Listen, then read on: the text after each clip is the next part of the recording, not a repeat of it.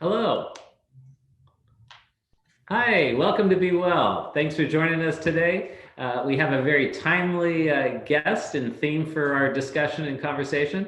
I'm Jonathan from Your Why, and I'm truly honored to bring you these conversations with leaders in their field related to living mindfully.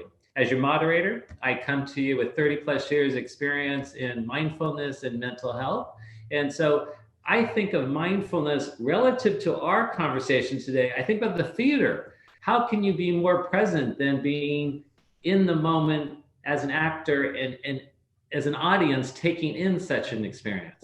So today, our guest is David Ellenstein, the artistic director of North Coast Rep, and we're going to be talking about A Christmas Carol. David, welcome. Hi, Jonathan. Thank you so much for asking me to do this today. I appreciate you joining us. I know it's a busy time with the theater. I was reading the Sunday paper and I saw this front page of the art section. How do you like that? How do you like that? Very exciting. Very exciting. So, David, first off, share with me, how did you get to where you are today? What was your entrance into the theater? I was born into a theater family. My father was an actor and a director, both in the theater and on TV and movies. And so I was born right into it and thought this is what you did with life. And because I watched my dad have such a great time in his career, doing so many different things and living a adventurous life, there was no question that this is what I was going to do. So from 4 years old on, I made the decision and I've never wavered. So I've done it my whole life. Wow, that's fantastic. Were you East Coast then and came West Coast? Yes. Born in New York City, but we moved out to Los Angeles when I was 1.5 years old. So Oh, I grew up in Los Angeles because my father, though he was in theater first, he did lots of live television and then movies. So in 1958, he was working so much in Los Angeles that we moved out, and that's really where I grew up, was in LA. oh, fantastic. I actually, we had a daughter, have a daughter that used to live in New York for about 10 years. And so we always used to love going out that way to see live theater. And good friends of ours are part of the Niederlander family that have all the Broadway shows. So we were exposed to a lot. So come bring me current. How did you get to North Coast Repertory Theater? So I was working all over the country at major theaters, first as an actor for most of my career, and then it transitioned into being a director. And then I started being an artistic director at a couple of other theaters, smaller theaters, as well as having a freelance career. And then we had a child, and my wife said, we got to figure out how you are not traveling so much, because I was gone like 6 months out of the year every year. And though she would come and visit me wherever I was for periods of time, it was not going to be a good thing for raising a kid. So the North Coast job came up, and we were living in Los Angeles, and I got off the phone. They were interested in my interviewing for the job. And I said to my wife, I don't know, they want me to interview for this. You remember that little theater in the back of that shopping center down in North County, San Diego? I'd have to move down. We'd have to move to San Diego. I'd have to professionalize the whole organization, make good equity. She goes, you're applying, you're getting the job, we're moving. she, I said, okay. And then she started packing our house Oh, before I even had the interview. a little bit of pressure there, David. She just knew this is what was going to happen. And it's worked out. And that was 18 years ago. So here we are. And I know just from good friends of mine that are part of the board of North Coast Rep that you have brought and done some incredible things with the theater there. And more recently, you were also sharing with me, you had write-ups in the Wall Street Journal and New York Times. Right. So what was that about? What was the most recent publicity that you received? Well, the East Coast publicity kind of came about because during the pandemic, with the shutdown and no live performances possible, suddenly theaters were looking to make filmed performances of their plays.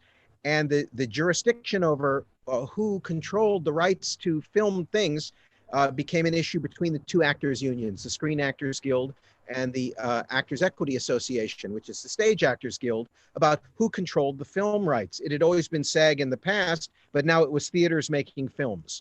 So it became a contentious thing. And because we went forward, one of the few theaters in the country, and did as much as we did, we became kind of the poster child for this issue going on with the two unions, and we actually got a picture from our show in the New York Times 3 times. Wow. Kind of amazing. So they took notice of us. And then the Wall Street Journal, who in the past had reviewed a show of ours many years ago, actually picked up and reviewed one of our shows. And so in a weird way, the pandemic and our inability to do what we normally do has led to all these others kind of strange publicity and notoriety things happening. So it's, there's good with bad on everything.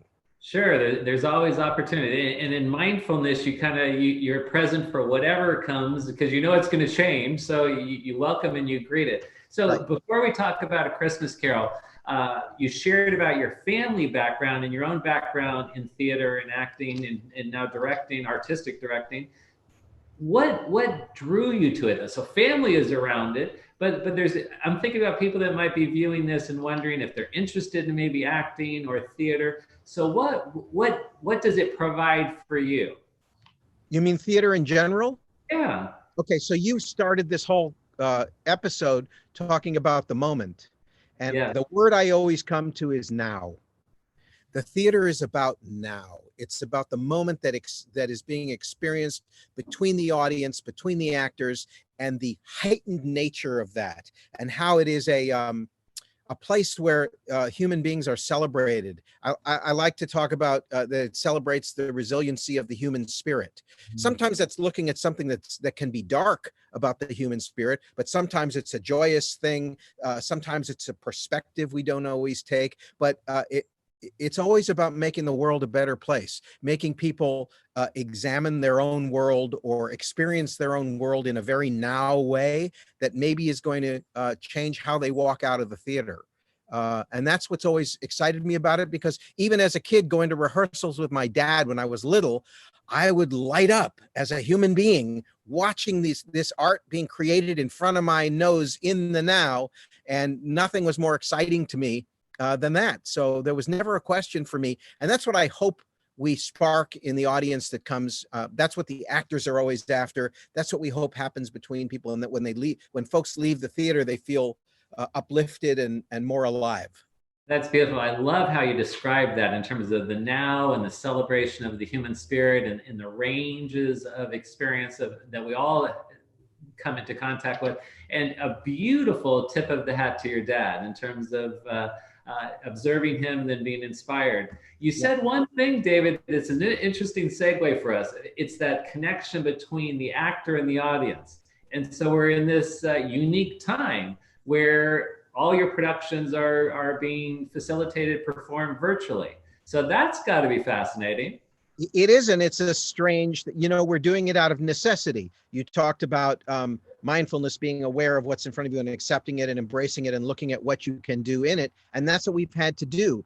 I mean, many theaters, and out of necessity in many cases, have kind of closed up and aren't doing anything throughout the pandemic. And that was the last thing I wanted to do, because I thought, even though we can't create that live experience right now, we're needed more than ever, because people are going to be down. People are going to be isolated. The people that have looked to our theater over the years to come and have a positive experience, we need to do something and stay engaged and do what we can. And this is what we can do. It's what I talked with our staff about it all the time, about our staying nimble and available and open to what we can do rather than shutting down.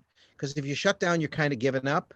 I mean, we're doing it. You have to be safe too. So we're doing everything completely safe. The rules that the unions put out, whichever union we use, are very stringent about how we're allowed to go about creating these things. And we follow them to a T, if not more, to make sure everybody is safe and nobody can get sick in doing this. But I thought it was really important for us to stay connected to our community during this time, especially. I greatly appreciate how you shared and articulated that whole experience, because I think of us at the Y, we've been challenged as well. We went dark for a period of time, had to close the branches, and we ended up doing a lot of things virtually. Like Be Well was done. This is being done virtually. A lot of our fitness classes were offered virtually. We had different like coffee clubs that we did. And to your point, it's to keep that connection, to keep people in connection with each other. Because each of us are part of facilitating community building. And so I really appreciate how you described what motivated you in this way. So let's come full circle to where we are today, A Christmas Carol. Right. And Xander Michelson's adaptation of A Christmas Carol. Right. How did you, as the artistic director, align with this particular expression? The idea was to get this adaptation created in this way so that we could do it. I have a long experience with Christmas Carol in my life, you know, going back to, as the kid, loving the Alastair Sim movie, the old black and white one, which is probably my favorite still to this day, though of course there was the George C. Scott one and the Albert Finney one and so many others. And then as I became a working professional actor, I ended up acting in Christmas Carol at the Meadowbrook Theater back in Detroit, which is the big regional theater there. It's the Detroit's equivalent to the Old Globe here. Wow. And so I played Fred, the nephew Fred, and young Scrooge in their production. Their production, I believe I was in the 15th year of their production, because they did it every year and people came, and many of the people that were in the show had like grown up and were playing one part when they were younger, and now they were playing something else because they were older. So it was a traditional thing that had been going on, and I did it. And then a few years later, I was asked to come back and direct it out of necessity, because the director had to leave in the middle. And I went back to what was essentially a run through, because most of the people had been in it. And I was like, what am I going to do here? I have to direct this thing that they've been doing now for 19 years. They've all been in it before. It's kind of like old hat to them. And the people that come and see it, most of them have come to, what am I going to do? And I suddenly thought, because my wife and I had just had our first child, I thought, I need to create a Christmas Carol that I would want my son to see. Wow. My son has never seen Christmas Carol. So what do I want to bring out? What do I want to bring forward in this story that's important? That's the essence of what it is. That is why I care about the story, why I think it's important. And how am I going to bring that about in an artistic way so that if my son was experiencing this for the first time, he would get it? And suddenly I knew what to do. And I got to say, Jonathon, that moment has actually affected my work in all areas since then, because as much as an artist, I cared deeply about how important the work was and how I wanted to affect people, I never thought of it beyond how I felt, really, until I thought about my son, until I was a parent and thought about the next generation and the world at large in a bigger way. And so all of my work since then has kind of been affected by the fact that I see it in a bigger way, and I look at it in a slightly different way because of that. And I think it's improved because of that. That's a powerful statement and standard that you look at. It's different than just a paying audience. It's really looking at legacy and building a tradition that you can turn over to the next generation and setting a standard. That's powerful. Yeah. So anyway, to get to this one. I had this idea that, Christmas Carol is a great story because it's a story of redemption. It's a story of never too late. It's a story of being able to see beyond one's own selfishness to help the world, as it were, and have an effect upon helping the world. So I had this idea, and the reason that Xander Michelson created this adaptation was from the viewpoint of someone who had personal experience with the story of Christmas Carol, and it changed their life. And so beyond Scrooge, it went out to a bigger world, as it were. And so this adaptation, and I don't want to give too much away because you don't really find out at the end what that really is. But our narrator says at the beginning, he says, it opens by him saying, again, we're going to tell this story again. It would seem like it's old hat at this point. Why would we need to tell the story again? There's a reason. And then he gets to alluding to how it changed his life. And then he drops hints throughout because it's a one-man play, and Jamie Newcomb, who plays the role. James Newcomb is a fabulous actor, and he plays everything. He's the narrator, and then he imbues all the characters with himself. But little hints are dropped by the narrator throughout until the end, when you kind of go, he tells you why it's so important to him. and why it's really so important for all of us, especially right now, especially with the isolation everybody's feeling, and the divisiveness in the world, the political divisiveness and everything, reminding ourselves of how much we have in common, and that it's so much more than what we don't have in common. The things, the arguing about ideas or policies, that's fine. We can all have differences, but we're all in this life together, and we have so much in common. And remembering that, and that the smallest thing that you don't even realize, the smallest kindness that you do, and that's what our Christmas Carol is kind of about, can have a massive effect on the world that you don't even realize. And you may never know what that effect is, but that you can change the world with a tiny action without even knowing it, just by living that way. That's a wonderful representation. And you also gave us a couple of teasers in there as you talk about it being updated to today. Well, it's not today. It actually takes place 40 years after the story was written. So he's actually still in 1890. And he's saying, it's old hat. Why are we still telling this story? He's saying that it's almost the 20th century, he says. Why are we telling this? It's not even by Shakespeare. Oh, that's fantastic. That's how it starts. That's how it starts. I'm going to circle back with you at another time related to just what you were talking about there in terms of the smallest act of kindness, because I'm involved with Solana Beach in a kindness project too. So I could see doing some things together in that particular vein.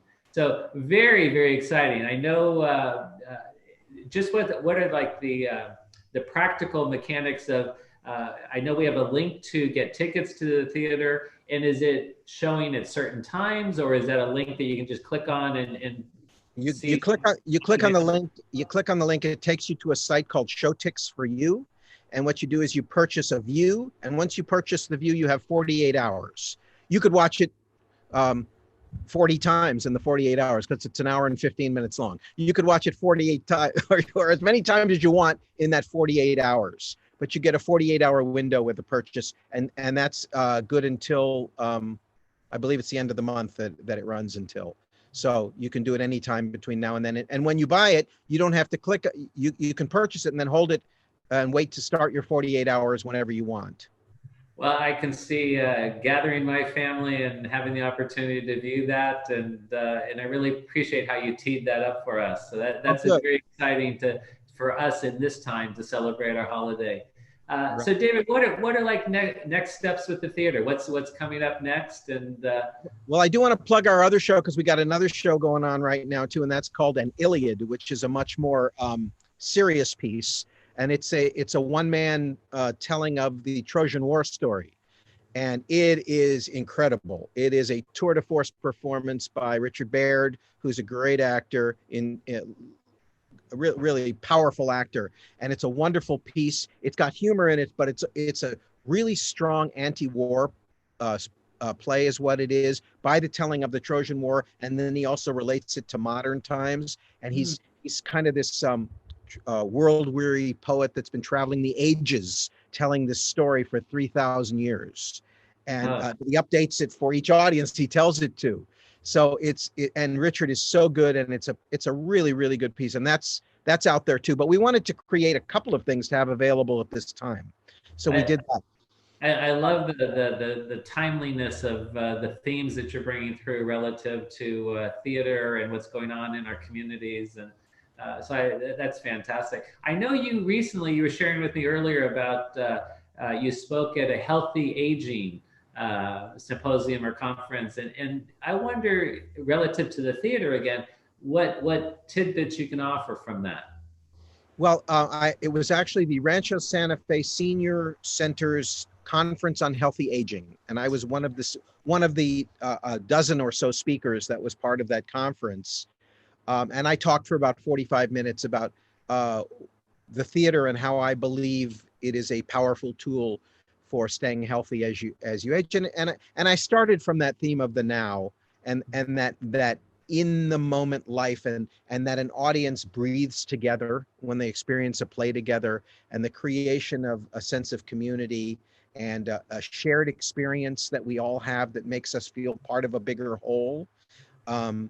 And I gave a lot of examples of things that in my life where I had experiences like that, going back to when I was 4 years old and seeing my dad in the national tour of Irma La Douce, the old musical with Juliet Prowse. He was starring with Juliet, and they had this incredible, crazy curtain call at the end. Wild. And I'm watching my dad up there as exalted as one could be. And Uh, I'm just sitting in the audience going, I have to be part of this because uh, life, it was like life was reverberating. It was, glimmering around me. And I wanted to be part of that heightened nature of what it was to be alive. And I think feeling that way about existence is a healthy thing. And I had lots of examples, and I talked about. I think you can still watch that at the Rancho Santa Fe Senior Center website. I think it's still available. that's as you talk about the theater and that vibrancy, you can see why you're doing what you're doing. You become so alive, and the passion just flows. So when that energy comes forward, you're aligned with what your mission and purpose is in life. So that is beautiful. David, thank you for your time. Anything you want to leave us in closing related to the theater, to the time? Wide open for you. I mean, it's been a challenging time for us. We do live theater and we can't do live theater. So we are doing what we can do right now, and we will continue to do that until we can all get back together. But I'm very hopeful that with the vaccine rollout and everything, that window is getting smaller, that we can all get back together. Because really what we do is a live event. That's what we are. And this is about our staying connected and in touch with people that care about this, so we can be there for them and be strong when we come back out of this. That's wonderful, and I will stay connected with what you're doing in the theater. Really appreciate your time. To our Be Well guests, this is our last Be Well series of this particular year. So on behalf of myself, I just want to offer all of you peace and joy this holiday season. Enjoy the moments with your family, and wish you all well. And David, happy holidays to you, sir. Thank you. Thank you so much, Jonathan. Appreciate your asking me to do this. My pleasure. Really enjoyed our conversation. Take care, everybody. Be well.